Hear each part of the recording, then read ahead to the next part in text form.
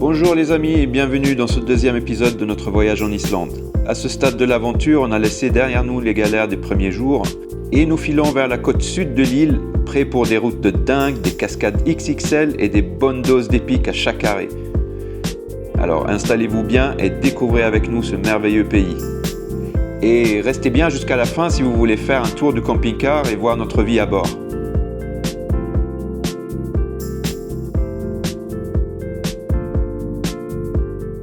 Bonjour Toto, t'as bien dormi? Oui. C'était bien? Oui. C'était bien là-haut? Oui. Émile, Oui. t'as bien dormi toi aussi? Grave. Tu joues à quoi? Je joue à Sonic Mania en fait. Sonic Mania.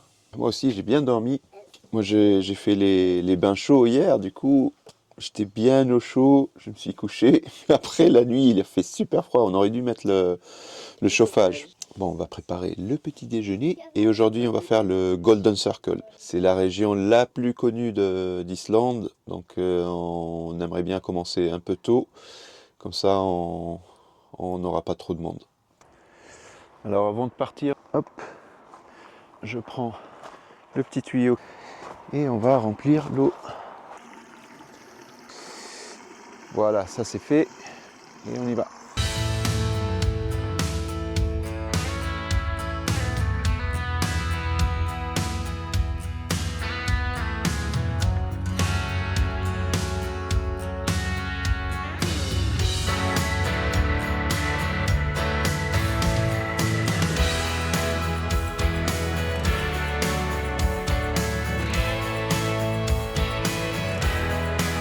Et à la route, on sort du gravier.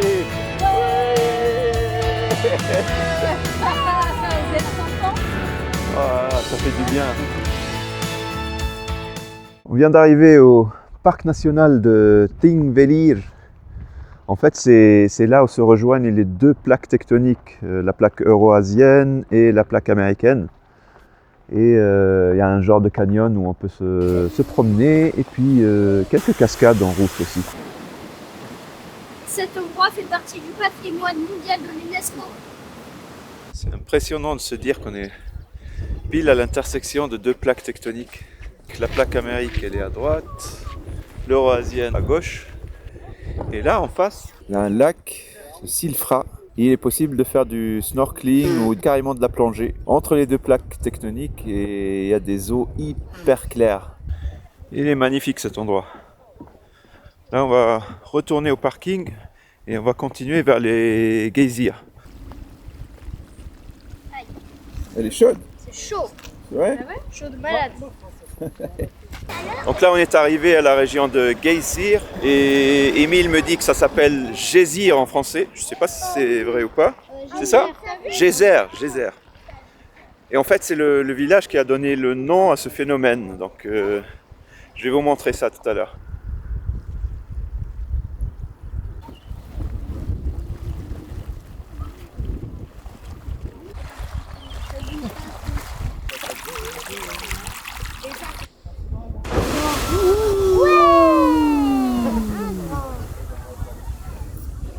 Vous l'avez vu?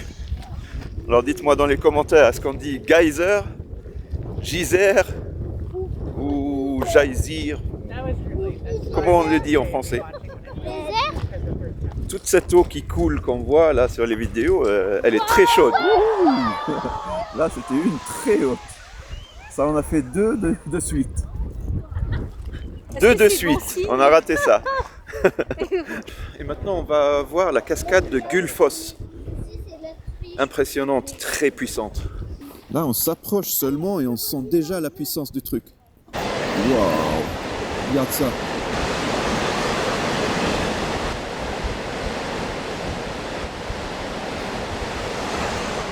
Et on arrive à la dernière étape de notre tour de la région qu'on appelle le Cercle d'Or. Il y a encore une petite étape avant qu'on aille camper et c'est encore une des sources chaudes de l'Islande. On est arrivé au Runalaug. Donc c'est des sources d'eau chaude naturelles, un peu dans la nature comme ça. Il y a des pour se changer là-dedans et ensuite on suit le parcours et on va là. C'est par là-bas. Donc on va se changer. On mettra des serviettes pour pas avoir trop froid. Et on y va.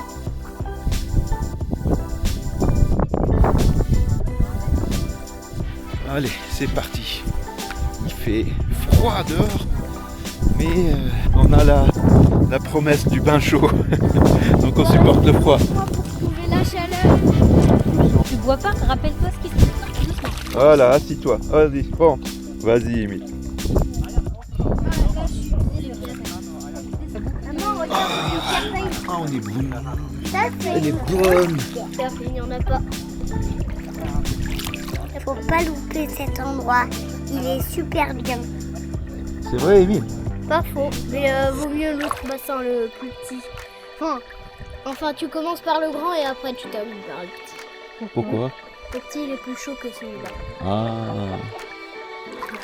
Ah ouais, là c'est un peu plus chaud là. Comme pour tout enfant. Ah ouais. Ici on est bien. On est bien. On est bien au chaud. Bien. Ça c'est le meilleur pour la fin. Ouais. C'est vrai. Cette journée elle a été longue. Et on finit en beauté. Ouais. Ça. Ouais. Bonjour, c'est une nouvelle journée en Islande. Et donc on a fini le cercle d'or hier. Et aujourd'hui on continue sur la route circulaire. Et on va explorer toute la côte sud de l'Islande. Là on va commencer avec le Siljalandsfoss qu'on voit derrière. Mais c'est magnifique, regardez.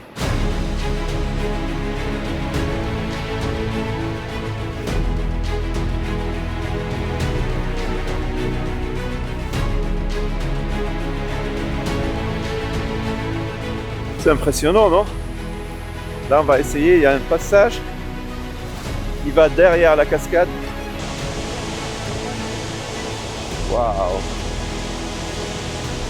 Qui veut aller se baigner?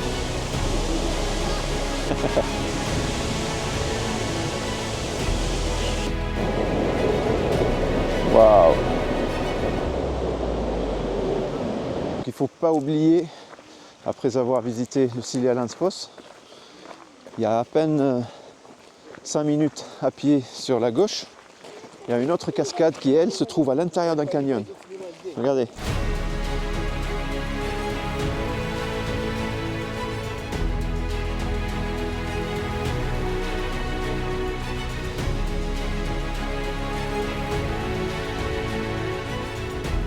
Et à peine une demi-heure plus loin, on arrive au Skogafoss.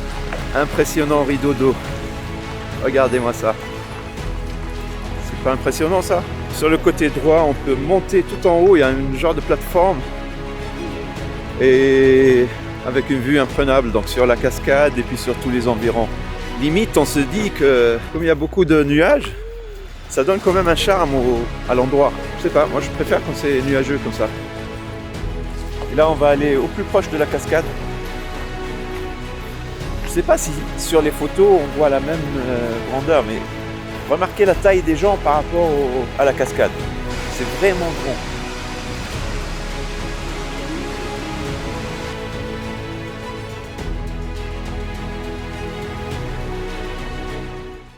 On est arrivé à Vik, où on va passer la nuit. C'est super beau. Là on a la montagne, la petite église sur la colline. Et de l'autre côté, c'est la mer. Normalement, on devait faire les plages de sable noir. Il y a quelques spots à visiter ici. Mais finalement, on est un peu fatigué. Moi, je ne sais pas ce que j'ai mangé. J'ai des crampes à l'estomac. Je me sens un peu courbaturé. Et du coup, on va partir faire les courses, préparer, manger. Et puis, se la couler un peu douce. Donc, petit tour du van. L'entrée. On arrive sur le cockpit, comme dit Émile, où moi et Marie on se relaie pour la conduite. Une petite table où sont assis les enfants, avec leurs écrans. Et on peut tourner donc les sièges devant pour se mettre face à la table. De ce côté, on a la cuisine avec 2 plaques qui marchent au gaz. un évier, puis des rangements en haut, en bas. On a le petit frigo, encore un rangement en bas. Au fond du van, on a 2 lits doubles, donc un en haut et un en bas. Et toilette douche.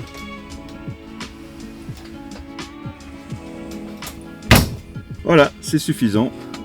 Par contre, on peut pas camper sauvagement en Islande, donc à chaque fois qu'on doit passer la nuit, on s'arrête dans un camping et généralement ils proposent aussi des douches, les toilettes dehors et puis les cuisines où on peut préparer à manger.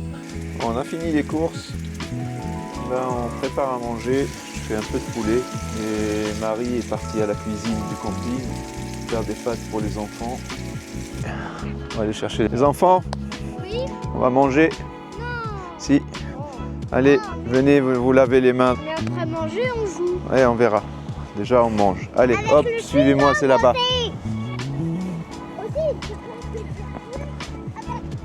Ah, il faut qu'ils se lavent les mains. Il faut que je sois derrière. Pour être sûr que c'est bien fait. Ils ont joué avec le sable, là.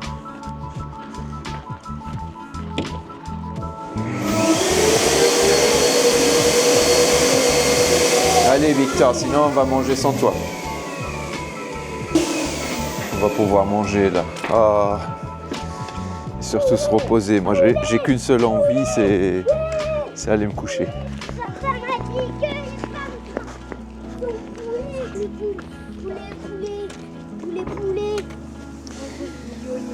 Elle est où, maman? Ah, elle est déjà installée.